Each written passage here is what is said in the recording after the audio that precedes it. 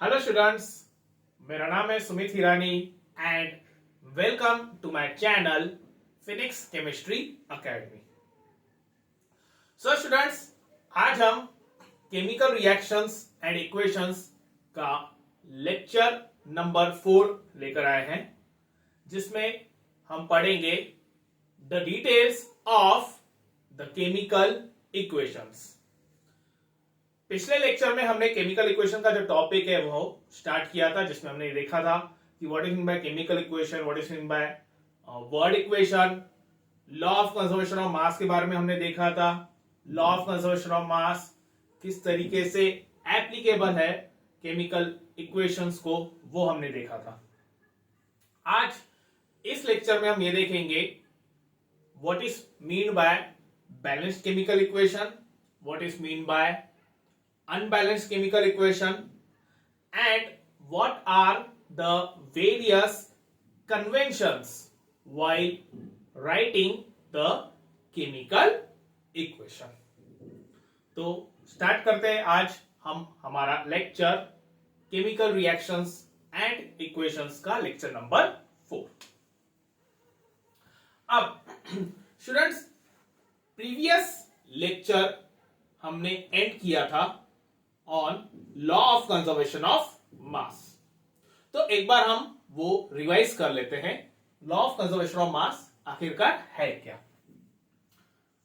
सो यहां पे मैं लिखता हूं लॉ ऑफ कंजर्वेशन ऑफ मास।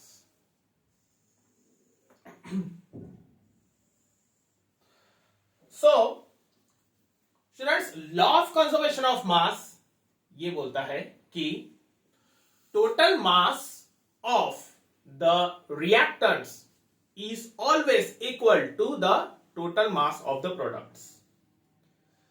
जब हम law of conservation of mass का स्टेटमेंट देखते हैं तो law of conservation of mass का स्टेटमेंट ये बोलता है mass can neither be created nor it can be destroyed। एक तो ये स्टेटमेंट है law of conservation of mass का, और दूसरा इसका स्टेटमेंट ये है matter can neither be created nor it can be destroyed. दोनों का मीनिंग सेम ही है, बस फर्क सिर्फ इतना है कि यहां पे मास लिखा हुआ है और यहां पे मैटर लिखा हुआ है, मीनिंग दोनों का सेम है।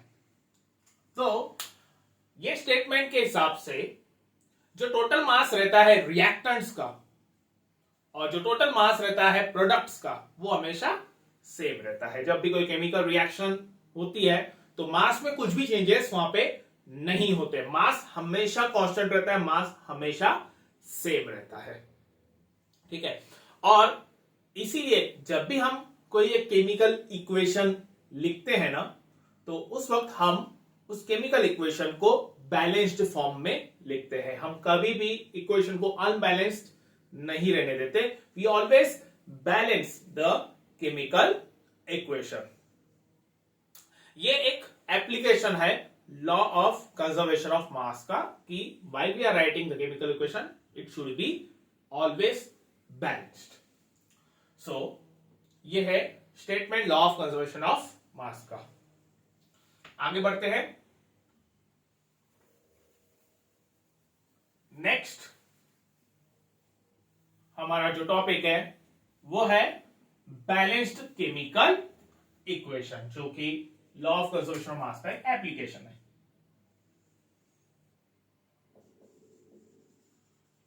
बैलेंस्ड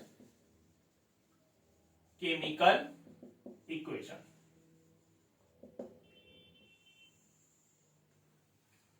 तो स्टूडेंट्स, हमारे प्रीवियस लेक्चर में हमने ये देखा था कि केमिकल इक्वेशन का मीनिंग क्या होता है, what is mean by chemical equation. आज हम ये देखेंगे कि what is mean by balance chemical equation. Balance chemical equation की डेफिनेशन ये बोलती है कि the total number of the atoms of various elements on the reactant and product side are always equal. मतलब कि जब भी हम कोई एक केमिकल इक्वेशन लिखते हैं, बैलेंस केमिकल इक्वेशन लिखते हैं, तो उस वक्त जो टोटल नंबर ऑफ एटम्स रहते हैं, अलग अलग एलिमेंट्स के जो टोटल नंबर ऑफ एटम्स रहते हैं रिएक्टेंट और प्रोडक्ट साइड में, हमेशा वो सेम रहते हैं. Balanced chemical equation is an equation in which the total number of atoms of various elements on the reactant side and product side are equal. Okay, यह है बैलेंस केमिकल इक्वेशन की definition. Total number of atoms reactant side और product side में अलग अलग elements के वो हमेशा सेम रहते हैं. और हमेशा हमने जो केमिकल इक्वेशन लिखना चाहिए वो बैलेंस केमिकल इक्वेशन ही लिखना चाहिए. अगर हम अनबैलेंस केमिकल इक्वेशन लिखते हैं, मतलब अगर टोटल नंबर ऑफ एटम्स और total number of atoms reactant और प्रोडक्ट साइड में अगर सेम नहीं है, तो that is considered as wrong. So this is the definition for balanced chemical equation. इसको थोड़ा और हम डिटेल में समझते हैं यूजिंग एग्जांपल्स. हम कुछ एग्जांपल्स देखते हैं. 3 एग्जांपल्स मैं आपको बताऊंगा इस कंसेप्ट को समझने के लिए. पहला example, when zinc reacts with dilute sulfuric acid, it forms zinc sulfate and hydrogen gas. जब जिंक डाइल्यूट सल्फ्यूरिक एसिड के साथ रिएक्ट करता है तो वहां पे जिंक सल्फेट का फॉर्मेशन होता है और अलोंग विद दैट वहां पे हाइड्रोजन गैस जो है वो रिलीज होती है. अब इसको हम केमिकल इक्वेशन के फॉर्म में कैसे लिखेंगे? जिंक जो कि सॉलिड फॉर्म में लिया जाता है,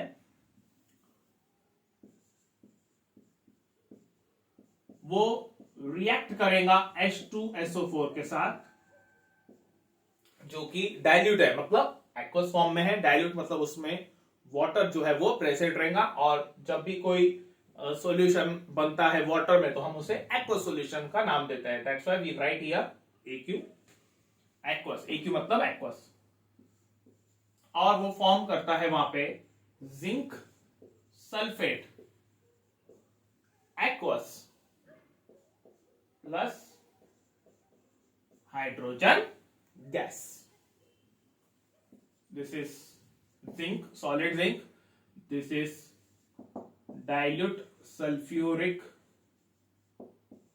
acid. This is zinc sulfate.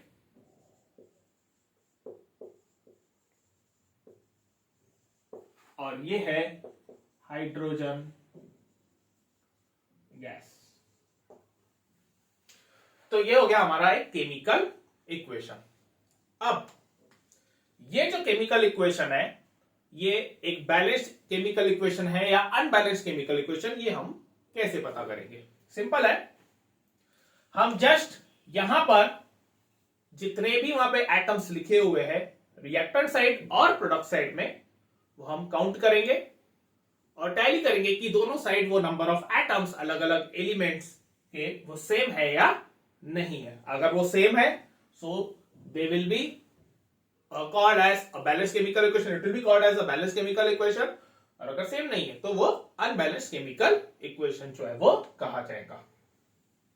सो यहां पे मैं लिखता हूं name of element on reactant side,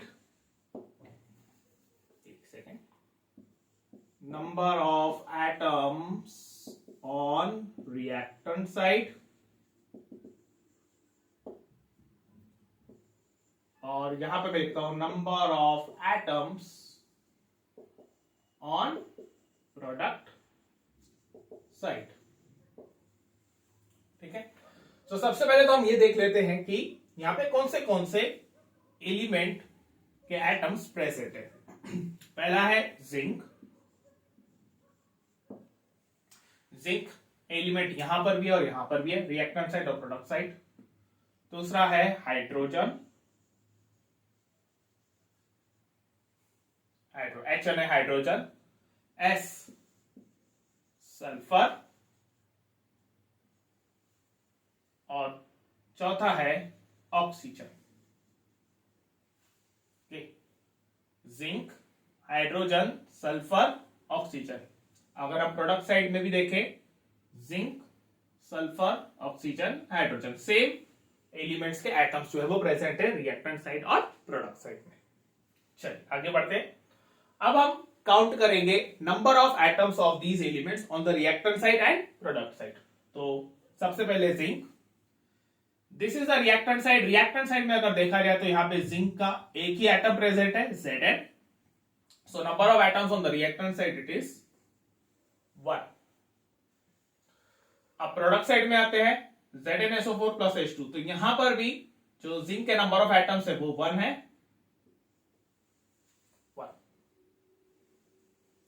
next hydrogen, H2SO4, H2 मतलब 2 हाइड्रोजन एटम्स है, तो I will write here 2।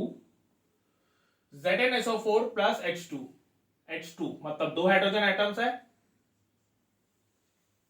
Again 2। Next sulphur, H2SO4 एक सिंगल सल्फर एटम है रिएक्टेंट साइड में, I will write here 1। ZnSO4, सो यहां पर भी एक सिंगल सल्फर एटम है, 1। ऑक्सीजन H2SO4, O4 मतलब 4 ऑक्सीजन एटम्स है रिएक्टेंट साइड में। सिमिलरली अगर प्रोडक्ट साइड में देखा जाए ZnSO4 तो 4 ऑक्सीजन एटम्स है प्रोडक्ट साइड में। सो अगर हम यहां पर देखें जिंक, हाइड्रोजन, सल्फर और ऑक्सीजन, ये जो 4 एलिमेंट्स है, 4 एटम्स है रिएक्शन में, उन सब के जो नंबर ऑफ एटम्स है रिएक्टेंट साइड और प्रोडक्ट साइड में वो इक्वल है। और क्योंकि सभी एलिमेंट्स के number of atoms reactant side और प्रोडक्ट साइड में सेम है, इसीलिए इस इक्वेशन को कहा जाता है बैलेंस्ड केमिकल इक्वेशन। जैसे कि हमने डेफिनेशन में पढ़ा, नंबर ऑफ एटम्स जो है वो रिएक्टेंट साइड और प्रोडक्ट साइड में सेम रहने चाहिए। तो ये हो गया एक एग्जांपल बैलेंस्ड केमिकल इक्वेशन का। कुछ बुक्स में ये भी लिखा हुआ रहता है कि जो टोटल मास है, balanced chemical equation is an equation जिसमें total mass of reactants is equal to the total mass of the products. तो वो भी यहां पे एप्लीकेबल है। अगर हमें टोटल मास रिएक्टेंट और टोटल मास प्रोडक्ट का हमें अगर फाइंड आउट करना है तो सिंपली हमें क्या करना पड़ेगा, जो रिएक्टेंट्स में एलिमेंट्स है उनका जो एटॉमिक मास है वो टोटल हमें ऐड करना पड़ता है और एक टोटल मास निकाला जाता है रिएक्टेंट का। वैसे ही जो प्रोडक्ट साइड है, प्रोडक्ट साइड में भी जितने भी एटम्स रहेंगे उन सब के एटॉमिक मास को ऐड करके उसका टोटल मास जो है वो कैलकुलेट किया जाता है और फिर टैली किया जाता है। अगर नंबर ऑफ एटम्स, अलग अलग एलिमेंट्स के जो नंबर ऑफ एटम्स है वो अगर दोनों साइड इक्वल है, रिएक्टेंट और प्रोडक्ट साइड अगर इक्वल है, तो ऑटोमेटिकली जो मास रहता है वो सेम ही हो जाता है। तो अगर हम ये बोलते हैं कि the total number of atoms on the reactant side and the product side of various elements are equal, तो उसका ही मतलब ये हो जाता है कि total mass of the reactants is equal to the total mass of the products. दोनों सेम मीनिंग निकलता है। So this is the example of balanced chemical equation. अब नेक्स्ट एक और एग्जांपल हम देख लेते हैं। Heating of calcium carbonate. जब कैल्शियम कार्बोनेट को हीट किया जाता है तो it forms calcium oxide and carbon dioxide.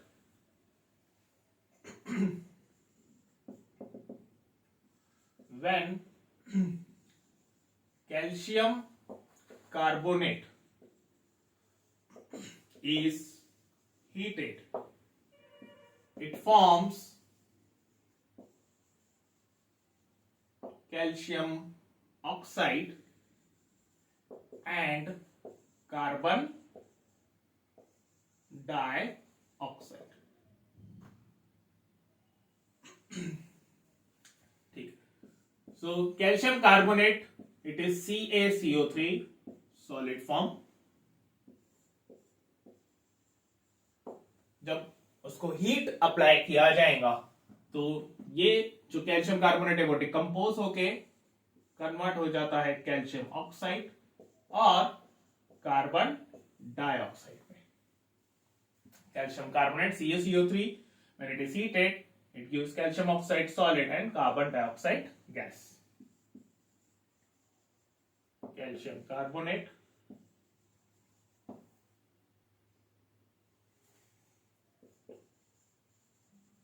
calcium oxide carbon dioxide. Calcium carbonate को लाइमस्टोन भी कहा जाता है और कैल्शियम ऑक्साइड का दूसरा नाम है लाइम और it is also called as quick lime.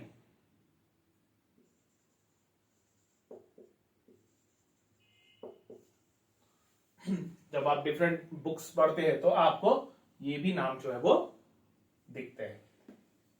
चलो, तो अब हम ये देखेंगे कि जो इक्वेशन है वो बैलेंस्ड है या नहीं है। सो सिमिलरली जैसे हमने पिछले इक्वेशन में किया था, number of atoms of elements,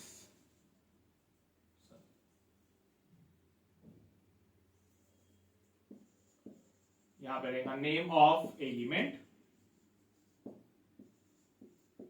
number of atoms on reactant side, number of atoms of on product side। ठीक है, सो एक एक करके हम देखते हैं कौन से एलिमेंट्स हैं। एक यहां पे दिख रहा है कैल्शियम, Ca मतलब कैल्शियम, कैल्शियम रिएक्टेंट साइड में भी है और प्रोडक्ट साइड भी है। दूसरा है कार्बन जो रिएक्टेंट साइड में भी है और प्रोडक्ट साइड में भी है।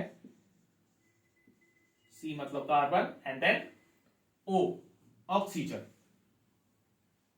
जो रिएक्टेंट और प्रोडक्ट साइड दोनों है, दोनों साइड में। ओके, अब हम काउंट करेंगे number of atoms of these elements. Calcium reactant side में कैल्शियम अगर देखा जाए तो इट इज Ca, एक ही एटम है तो यहां पे लिखता हूं मैं 1। प्रोडक्ट साइड में अगर देखा जाए Ca, एक ही कैल्शियम एटम है 1। कार्बन यहां पे एक सिंगल कार्बन एटम है रिएक्टेंट साइड में 1। प्रोडक्ट साइड में भी वहां पर एक सिंगल कार्बन एटम है, सो 1। ऑक्सीजन O3, 3 ऑक्सीजन एटम्स है रिएक्टेंट साइड में। यहां पे अगर देखा जाए CaO प्रोडक्ट साइड में, यहां पे ये एक ऑक्सीजन एटम, CO2 यहां पे 2 ऑक्सीजन एटम्स, 2 + 1 दैट इज 3। सो जो अलग अलग एलिमेंट्स है इस केमिकल इक्वेशन में, उनके जो नंबर ऑफ एटम्स है रिएक्टेंट साइड और प्रोडक्ट साइड पे वो सब सेम है। That's why this will be called as a balanced chemical equation. Please note करें कि अगर हम इक्वेशन को बैलेंस्ड बनाना चाहते हैं या फिर हमें अगर किसी इक्वेशन को बैलेंस केमिकल इक्वेशन नाम देना है, तो जितने भी वहां पे एटम्स है, जितने भी एलिमेंट्स है, उन सब के जो एटम्स रहेंगे वो सेम रहने को ना, सारे एलिमेंट्स के जो एटम्स रहेंगे वो सेम रहने को ना। अगर एक भी एलिमेंट के number of atoms reactant side और प्रोडक्ट साइड में सेम नहीं है, तो that will be called as unbalance chemical equation. उसको हम बैलेंस केमिकल इक्वेशन बिल्कुल नहीं कहेंगे। यहां पर क्योंकि सभी एलिमेंट्स के जो एटम्स है रिएक्टेंट साइड और प्रोडक्ट साइड में सेम है, that's why this will be called as a balanced chemical equation. Next,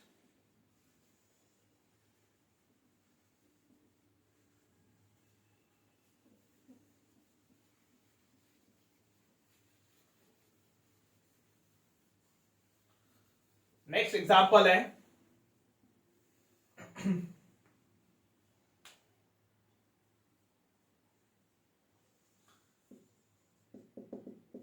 when copper oxide is heated in presence of hydrogen gas, so there is a formation of copper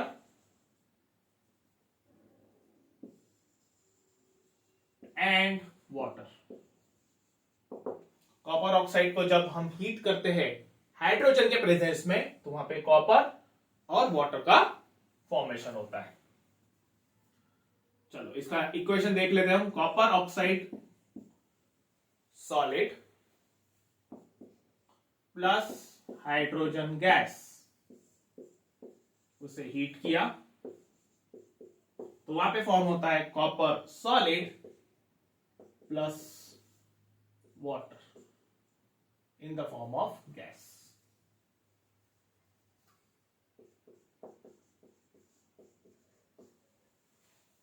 ठीक है, चलिए इसको हम check कर लेते हैं equation balance है या नहीं है। Name of element, number of atoms on reactant side, number of atoms on product side. Name of element, this is copper, दूसरा ऑक्सीजन, कॉपर यहां पर भी है, यहां पर भी है, ऑक्सीजन यहां पर है, यहां पर है, और जो तीसरा एलिमेंट है वो है हाइड्रोजन। रिएक्टर साइड में नंबर ऑफ कॉपर एटम्स यहां पे 1 और प्रोडक्ट साइड में भी 1। ऑक्सीजन यहां पर एक ऑक्सीजन एटम है, यहां पर भी एक ऑक्सीजन एटम है। हाइड्रोजन यहां पे 2 हाइड्रोजन एटम्स है और यहां पर भी 2 हाइड्रोजन एटम्स है। तो जो टोटल नंबर ऑफ एटम्स है अलग अलग एलिमेंट्स के रिएक्टेंट साइड और प्रोडक्ट साइड में वो सेम है, that's why this will be called as a balanced chemical equation. So students, यहां पे ये हमारा टॉपिक है बैलेंस केमिकल इक्वेशन जो कंप्लीट होता है। नेक्स्ट जो हमारा टॉपिक है वो है अनबैलेंस्ड केमिकल इक्वेशन।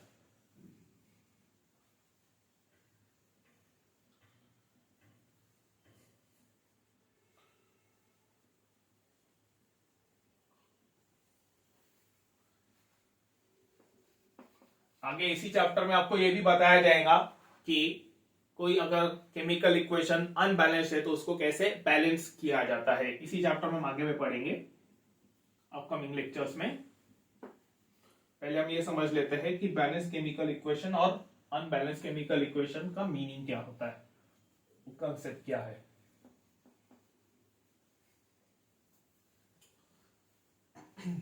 चलिए,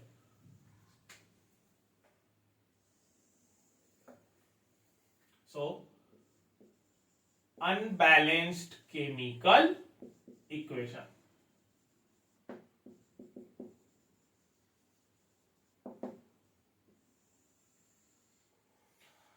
तो अनबैलेंस्ड केमिकल इक्वेशन मतलब क्या होगा? सिंपल है, जब अलग अलग एलिमेंट्स के जो नंबर ऑफ एटम्स रहेंगे रिएक्टेंट साइड और प्रोडक्ट साइड में, वो अगर इक्वल नहीं है, वो अगर सेम नहीं है, so that will be called as unbalanced chemical equation. Simple है, बैलेंस मतलब दोनों साइड से सेम, अनबैलेंस मतलब दोनों साइड से डिफरेंट. तो अनबैलेंस केमिकल इक्वेशन जब नंबर ऑफ एटम्स अलग अलग एलिमेंट्स के दोनों रिएक्टेंट साइड और प्रोडक्ट साइड में सेम नहीं रहते हैं, तो उसको हम बोलते हैं unbalanced chemical equation. Unbalanced chemical equation is an equation in which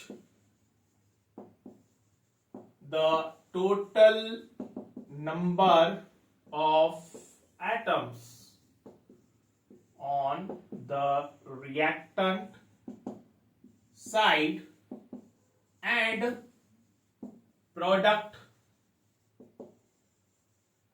side is different for various elements. Unbalanced chemical equation एक ऐसा इक्वेशन रहेगा जिसमें जो टोटल नंबर ऑफ एटम्स रहेंगे रिएक्टेंट्स और प्रोडक्ट साइड में अलग अलग एलिमेंट्स के, वो डिफरेंट रहेंगे. इसको हम ये भी बोल सकते हैं कि अनबैलेंस्ड केमिकल इक्वेशन एक ऐसा केमिकल इक्वेशन है जिसमें जो रिएक्टेंट साइड का टोटल मास है और जो प्रोडक्ट साइड का टोटल मास है वो हमेशा डिफरेंट रहता है, that is completely different.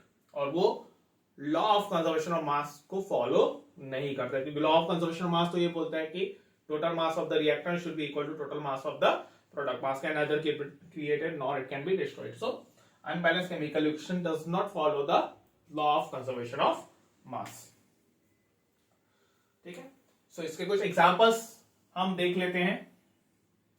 Example जैसे हमने 3 एग्जांपल्स बैलेंस केमिकल इक्वेशन के देखे, वैसे ही अब अनबैलेंस के भी 3 एग्जांपल्स देख लेते हैं. फर्स्ट है when hydrogen gas and oxygen gas react under suitable conditions, so they form water. Okay, hydrogen gas और ऑक्सीजन गैस suitable conditions में जब वो रिएक्ट करते हैं तो वो वाटर फॉर्म करते हैं. इक्वेशन रहेगा hydrogen gas oxygen gas H2O gas. ठीक है, ये है वो इक्वेशन. जो भी उसको कंडीशंस रहेंगी, पर्टिकुलर टेम्परेचर, प्रेशर, जो भी रहेगा वो उसको प्रोवाइड किया जाएगा. They will react and form water. अब यहां पर हम नंबर ऑफ एटम्स जो है, यहां पे मैं लिख लेता हूं favourable conditions.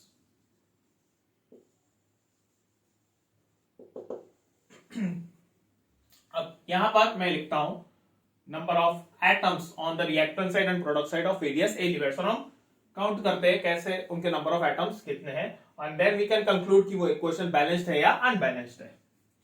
So name of the element, number of atoms on reactant side, number of atoms on product side. So दो ही एलिमेंट्स हैं यहां पे, एक हाइड्रोजन और एक oxygen. Hydrogen oxygen. Number of atoms of hydrogen on the reactant side यहां पे दिख रहे हैं हमें 2. Number of atoms on the product side hydrogen के, वो भी हमें यहां पे दिख रहे हैं 2. तो दोनों साइड में नंबर ऑफ हाइड्रोजन एटम्स जो है वो सेम है. Moving on, oxygen, number of atoms on the reactant side O2 मतलब 2.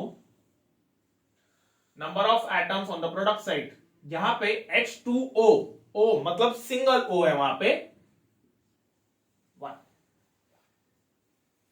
अब यहां पे हम अगर देखें तो नंबर ऑफ हाइड्रोजन एटम्स जो है वो सेम है, लेकिन नंबर ऑफ ऑक्सीजन एटम्स वो है डिफरेंट।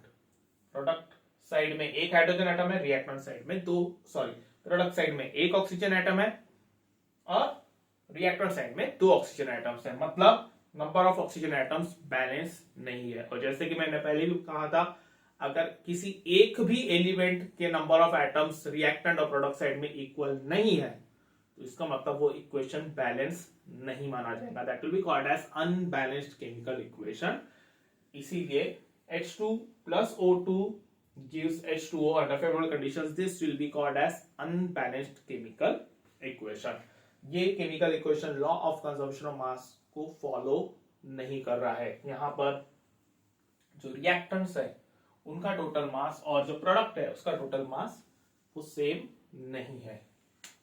हम इसे काउंट भी कर सकते हैं, जैसे मैंने कहा था जस्ट हमें क्या करना है, उनके एटॉमिक मासेस जो है वो हमें ऐड करना है। तो हाइड्रोजन का एटॉमिक मास 1, ऑक्सीजन का 16। तो अगर रिएक्टर साइड देखा जाए तो टोटल मास इनका निकलेगा, दो हाइड्रोजन एटम्स है, टोटल मास दो हाइड्रोजन एटम्स है इसलिए 2 into 1, और दो ऑक्सीजन एटम्स है 2 into 16, so 2 plus 32 and that is equal to 34 ग्राम बोल सकते हो आप, ग्राम टोटल अगर हम उसको ग्राम मोलर मास में कंसिडर करें तो यहां पे total mass it is 2 into 1, दो हाइड्रोजन एटम्स है इनटू एटॉमिक मास, हाइड्रोजन का एटॉमिक मास है 1 प्लस 16, क्योंकि एक ही ऑक्सीजन एटम है इसलिए 16, सो 2 प्लस 16 18 ग्राम। ठीक है, डिफरेंस आया है मास का, यहाँ पे 34 है यहाँ पे 18 है, इसका मतलब मास वहां पे बैलेंस नहीं है, मास इक्वल नहीं है, ये law of conservation of mass को फॉलो नहीं कर रहा है। That's why this will be called as unbalanced chemical equation and this is not correct as per the rules of chemistry। चलिए आगे बढ़ते हैं। दूसरा example,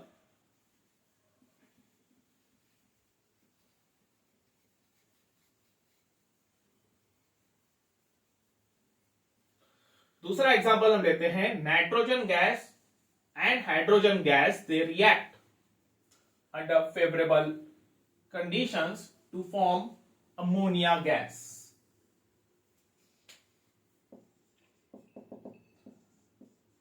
nitrogen gas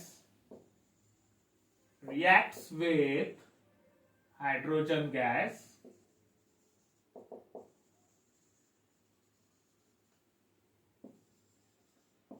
under favorable conditions, जो भी कंडीशंस रहेंगी टेम्परेचर प्रेशर की, to form ammonia gas.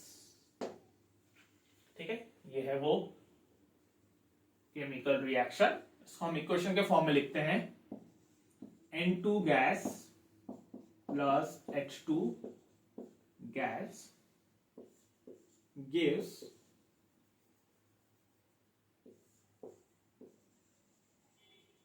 favorable conditions, gives NH3 gas, ammonia मतलब NH3। सो हम इसका अभी नंबर ऑफ एटम्स जो है वो काउंट कर लेते हैं। Name of the element, number of atoms on reactant side, number of atoms on product side.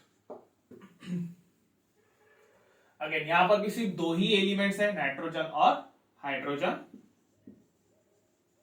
Nitrogen hydrogen, और क्लियरली वहां पे इंडिकेट हो रहा है नंबर ऑफ एटम्स कितने हैं। नाइट्रोजन की यहां पे दो है, यहां पर एक है, तो ये हो गया अनबैलेंस्ड। हाइड्रोजन की यहां पर दो है, यहां पर तीन है, ये भी है अनबैलेंस्ड। मतलब दोनों एलिमेंट्स के जो नंबर ऑफ एटम्स है रिएक्टेंट साइड और प्रोडक्ट साइड में वो सेम नहीं है, वो अनइक्वल है। That's why this will be called as unbalanced chemical equation. इसका भी हम मास कैलकुलेट कर सकते हैं। मास आप कैलकुलेट करेंगे तो आपको मास में भी डिफरेंस नजर आएगा, और रिएक्टेंट साइड में जो टोटल मास है और प्रोडक्ट साइड का जो टोटल मास है वो कंप्लीटली डिफरेंट रहेगा। जस्ट आपको उसके एटॉमिक मासेस को ऐड करना है। नाइट्रोजन का जो एटॉमिक मास है वो है 14, और हाइड्रोजन का इट इज 1। तो यहां पर अगर देखा जाए तो टोटल मास जो रहेगा, total mass 2 into 14 plus 2 into 1, so 28 plus 2 it is 30 gram, gram molar mass में अगर कंसिडर किया जाए तो। और यहां पर total mass it is 14 into 1 plus 3 to 1, 17 gram. Okay, so जो टोटल मास है उसमें अगेन डिफरेंस है। Total mass of the reactant is not equal to total mass of the product, so this will be unbalanced chemical equation.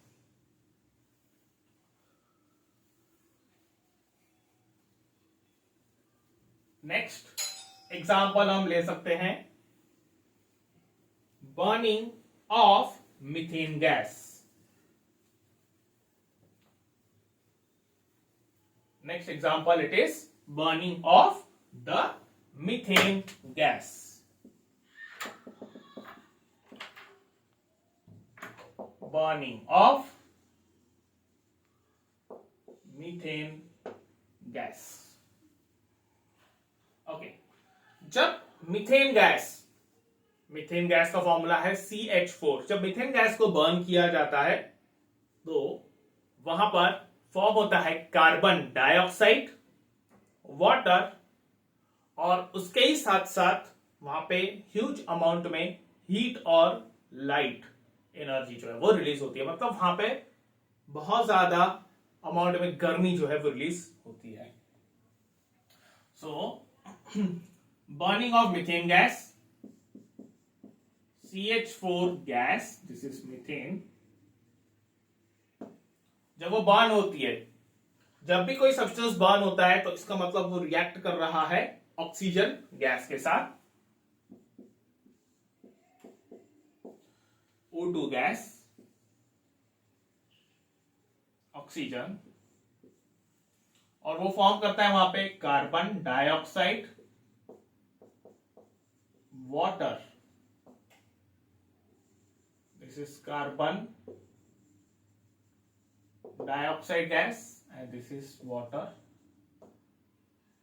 और उसके ही साथ साथ वहां पे हीट और लाइट, मतलब एनर्जी रिलीज होती है in the form of heat and light.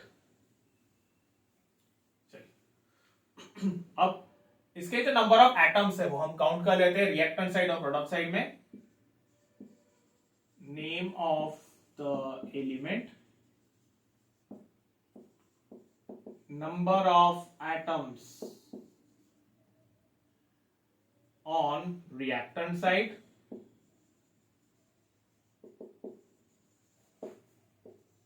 number of atoms on product side। ठीक है, नेम ऑफ द एलिमेंट। चलिए नंबर नेम ऑफ एलिमेंट्स हम देख लेते हैं कौन से एलिमेंट्स हैं। पहला है कार्बन, कार्बन यहां पर भी है, यहां पर भी है। उसके बाद हाइड्रोजन, यहां पर भी है, वो यहां पर भी है। उसके बाद तीसरा है ऑक्सीजन, जो रिएक्टेंट और प्रोडक्ट साइड दोनों तरफ है। और कोई एलिमेंट तो नहीं है, नहीं, ठीक है। So carbon, hydrogen and oxygen, यहां पर भी देखा जाए कार्बन, ऑक्सीजन, हाइड्रोजन। नाउ चलिए, तो नंबर ऑफ एटम्स हम काउंट कर लेते हैं। कार्बन यहां पे 1 है, यहां पर भी 1 है, so number of carbon atoms on both sides they are equal 1 1। Next hydrogen H4, 4 hydrogen atoms है रिएक्टेंट साइड में, और यहां पर देखा जाए H2, उसके अलावा तो और कुछ है नहीं, यहां पे कहीं पर भी हाइड्रोजन एटम्स नहीं है, H2, so number of hydrogen atoms is 2 on the product side. Next oxygen, यहां पर 2 है रिएक्टेंट साइड में, 2, प्रोडक्ट साइड में 2 प्लस 1 3। अगेन जो नंबर ऑफ ऑक्सीजन एटम्स है वो रिएक्टेंट साइड और प्रोडक्ट साइड में सेम नहीं है, they are unequal. Since the number of hydrogen atoms and the oxygen atoms they are not equal on the reactant and product side, only the carbon atoms are equal, तो हम ये बोल सकते हैं this chemical equation is an unbalanced chemical equation. Clear? So यहां पे ये हमारा टॉपिक जो है अनबैलेंस्ड केमिकल इक्वेशन और बैलेंस्ड केमिकल इक्वेशन वो कंप्लीट होता है। नेक्स्ट